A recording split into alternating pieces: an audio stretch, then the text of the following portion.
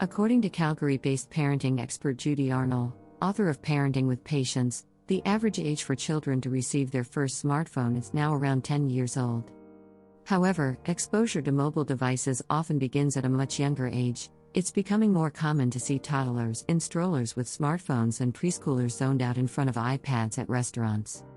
So, should parents think twice before handing smartphones to their children or purchasing phones for their 10-year-olds in order for them to fit in with their peers? Here's what the experts have to say about age-specific recommendations. 4 to 6 years old.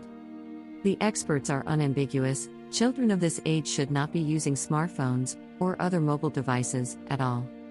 When it comes to screen time in general, the Canadian Paediatric Society, CPS, recommends limiting it to less than 1 hour per day for children aged 2 to 5 years old. Screen time for children younger than 2 years old is not recommended at all, while the American Academy of Pediatrics recommends setting consistent limits on media consumption for children aged 6 and up.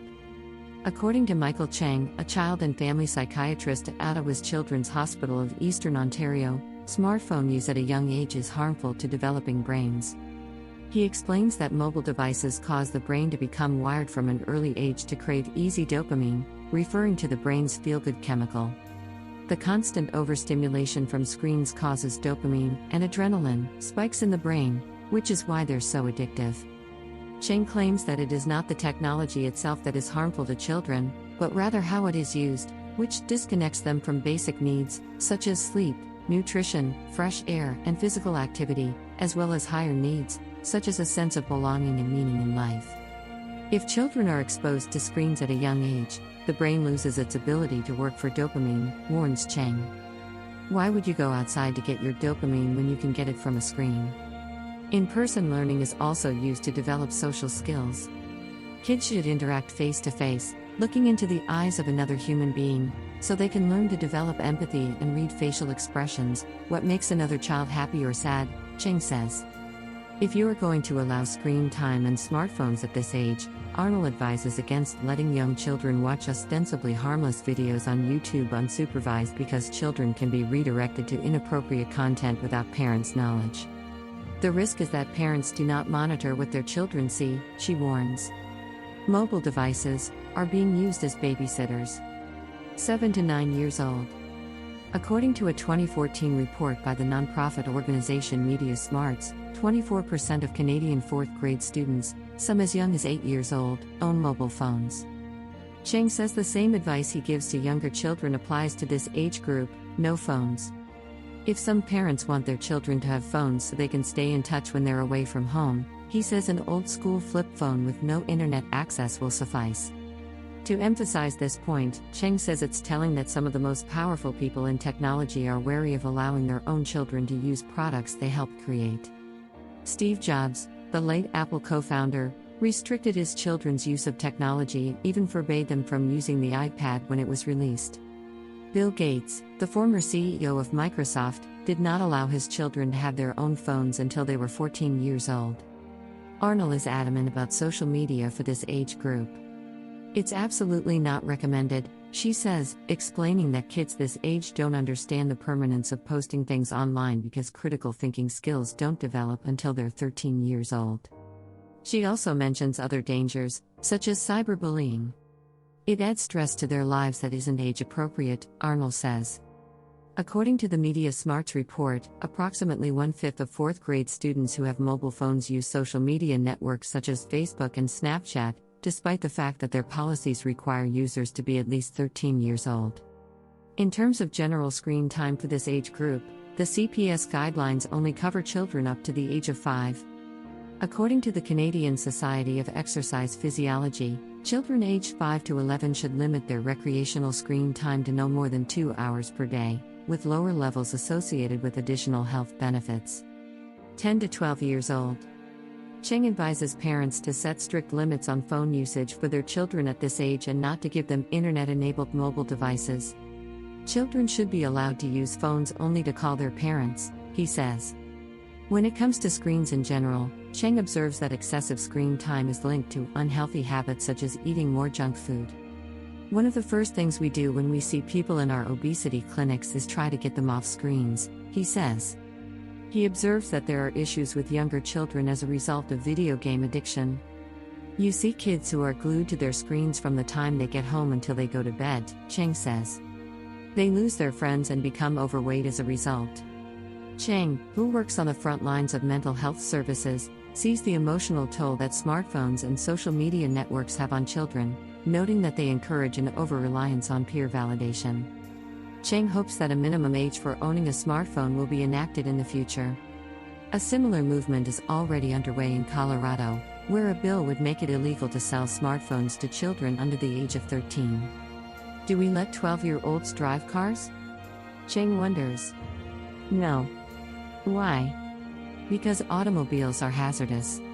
But we give cell phones to 12-year-olds, and using cell phones improperly can cause far more damage than driving. The reality, however, is that many children receive their first internet-enabled smartphone around the age of 10. According to a recent British study, girls in this age group are especially vulnerable, with more time spent on social media associated with more emotional and behavioral problems in later adolescence. Arnall advises parents to install parental controls and to avoid using the phone as a disciplinary tool. She claims that children who are afraid of punishment of any kind, such as having their phones taken away, are less likely to confide in their parents about their problems. Instead, Arnall advises parents and children to create a non-punitive and respectful contract outlining certain rules for safe and healthy cell phone use. Teens. Cheng says he would try to delay the age at which children receive their first smartphone to 16 years old, citing the fact that he sees children on a daily basis who are addicted to technology and suffer from depression, anxiety, and suicidal ideation. There is such a high incidence of mental and physical health issues among youth that are related to technology overuse, he says. He observes that most official recommendations state that a child is ready for supervised smartphone use by the age of 13. However, another approach is for parents to consider their child's maturity level. For example, if a child has healthy connections to people and activities that engender a sense of belonging and is inclined to talk to his parents if he gets into trouble online. Aside from the link between increased screen time and sedentary habits, parents may want to consider other factors, such as the impact of electronic screens on their child's vision, when developing screen time guidelines. According to a 2014 survey of 200 American children aged 10 to 17, 80% reported burning, itchy, or tired eyes after using portable electronic devices. The Canadian Association of Optometrists recommends that teenagers have no more than 2 hours of recreational screen time a day and include breaks after 60 minutes of use, with 30 minutes being encouraged. During the teen years, parents should try to manage phone usage while also looking for signs that their teen is a victim of cyberbullying. Kids want to constantly be on their phones to make sure that no one is talking about them, says Arnall. Social media is stressful, and kids need their parents to help them deal with it. According to Cheng, teens should only use social media to connect with friends they already have in real life. Studies show that if you're a teen who already has face-to-face friends, social media can help you strengthen your connections with those friends, he says. He warns teens against using social media to meet new people because it can lead to delusions of having true friends.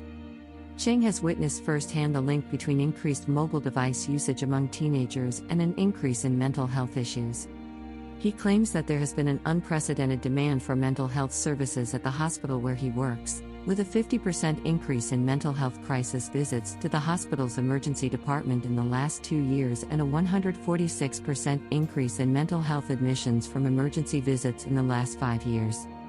Given these troubling statistics, parents should think about taking a more active role in ensuring that their teenagers use smartphones responsibly. Mia's phone use is restricted in Rebello's household. It is turned off at 9 p.m., is not kept in Mia's bedroom, and is prohibited during family meals, homework time, and family get-togethers. According to Rebello, parents should consider screen-free weekend time, in which they set aside a day, or even a portion of a day, to focus on other activities. She also advises parents to follow similar rules and values for themselves.